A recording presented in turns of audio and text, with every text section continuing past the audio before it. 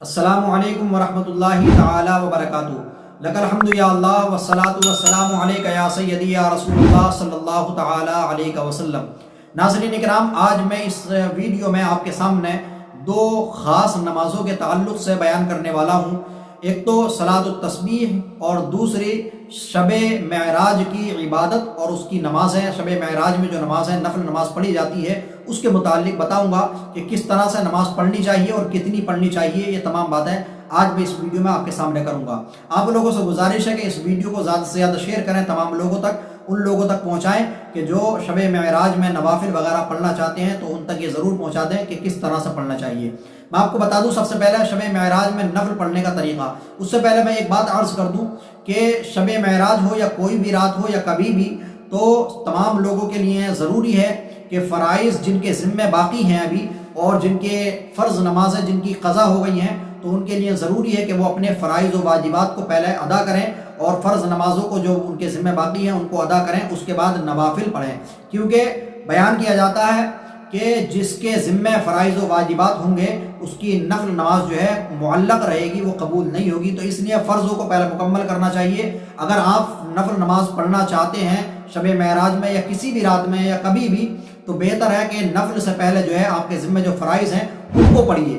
جتنی نفل پڑھنا چاہتے ہیں تو ان نفلوں کی جگہ آپ قضائے عمری پڑھیں تو زیادہ بہتر ہے، تاکہ وہ آپ کے ذمے سے جو فرض ہے وہ ساقط ہو جائے اور وہ ادا ہو جائے۔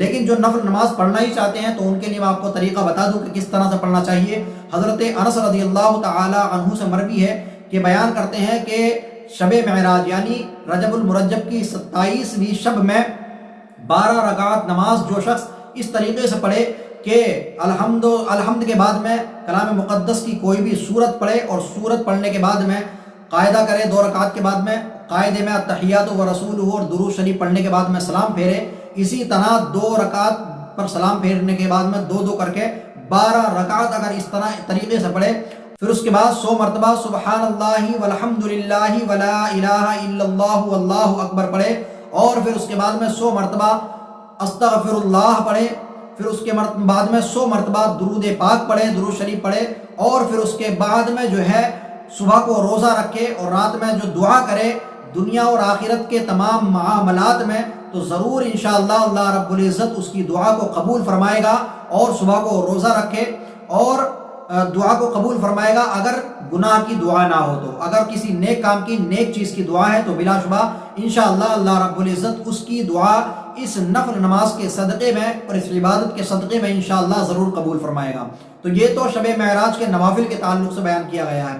اب میں آپ کو بتا دوں کہ صلاۃ التسبیح جو نماز تسبیح کی بیان کی جاتی ہے، صلاۃ التسبیح جس کو کہا جاتا ہے، اس کے متعلق حدیث پاک ہے کہ حضور سرور کائنات صلی اللہ تعالی علیہ وسلم نے اپنے چچا حضرت ابن عباس رضی اللہ تعالی عنہ سے ارشاد فرمایا کہ چچا جان کم سے کم صلاۃ التسبیح کو جو ہے ہر روز ادا کرو۔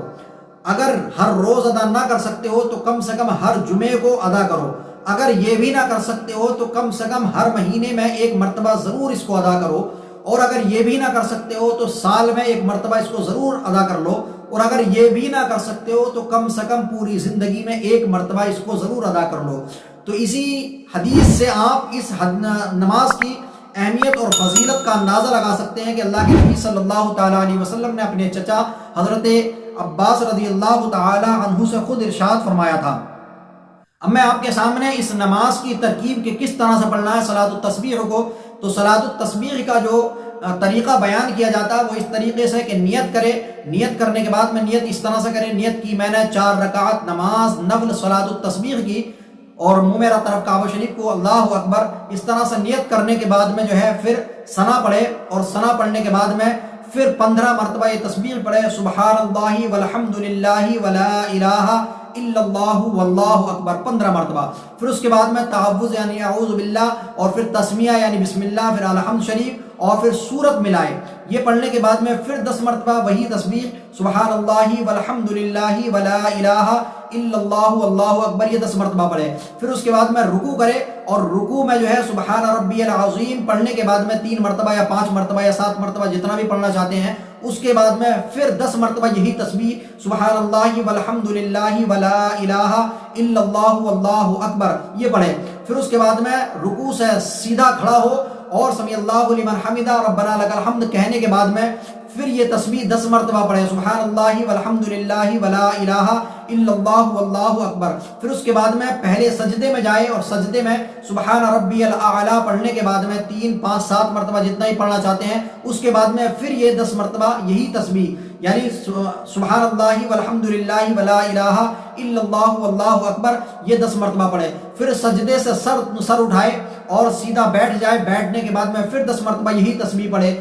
پھر دوسرے سجدے میں جائے اور سبحان ربی الاعلیٰ پڑھنے کے بعد میں پھر 10 مرتبہ یہی تسبیح پڑھے. اس طرح سے ایک رکعت مکمل ہوئی اور ایک رکعت میں یہ 75 مرتبہ 75 مرتبہ جو ہے یہ تسبیح پڑھی جائے گی. اس کے بعد میں دوسری رکعت کے لیے کھڑا ہو جائے اور کھڑا ہوتے ہی فوراً 15 مرتبہ یہ تسبیح پڑھے. پھر اس کے بعد میں الحمد پڑھے. الحمد کے بعد میں جو ہے پھر سورت ملائے. سورت ملانے کے بعد میں پھر 10 مرتبہ یہ پڑھے. پھر رکوع میں 10 مرتبہ پڑھے. رکوع سے کھڑے ہونے کے بعد میں 10 مرتبہ. پھر سجدے میں 10 مرتبہ. پھر سجدے سے اٹھنے کے بعد میں 10 مرتبہ. پھر دوسرے سجدے میں 10 مرتبہ. اسی طرح سے پھر قاعدہ کرے. قاعدہ کرنے کے بعد تیسری رکعت کے لیے کھڑا ہو پھر ڈائریکٹ 15 مرتبہ پڑھے. تو اسی طرح ہر رکعت میں 75 مرتبہ یہ تسبیح پڑھی جائے گی اور ٹوٹل جو پڑھی جائے گی یہ 300 مرتبہ. 4 رکعت نماز ہوتی ہے اور 4 رکعت نماز میں 300 مرتبہ تسبیح پڑھی جائے گی.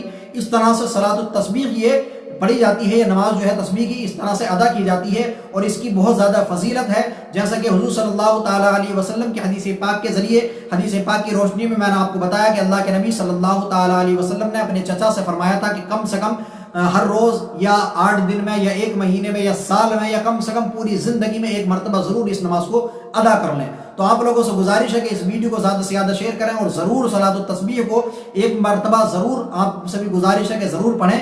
اس کی بہت زیادہ فضیلت ہے اور بہت زیادہ اس کا ثواب ہے. اللہ رب العزت کی بارگاہ میں دعا کہ پروردگار عالم ہم تمام لوگوں کو زیادہ سے زیادہ عبادت کرنے کی توفیق عطا فرمائے اور ہم تمام لوگوں کو زیادہ سے زیادہ اللہ کے نبی صلی اللہ تعالیٰ علیہ وسلم کے بتائے ہوئے راستے پر عمل کرنے کی توفیق عطا فرمائے. آمین. السلام علیکم ورحمۃ اللہ تعالیٰ وبرکاتہ.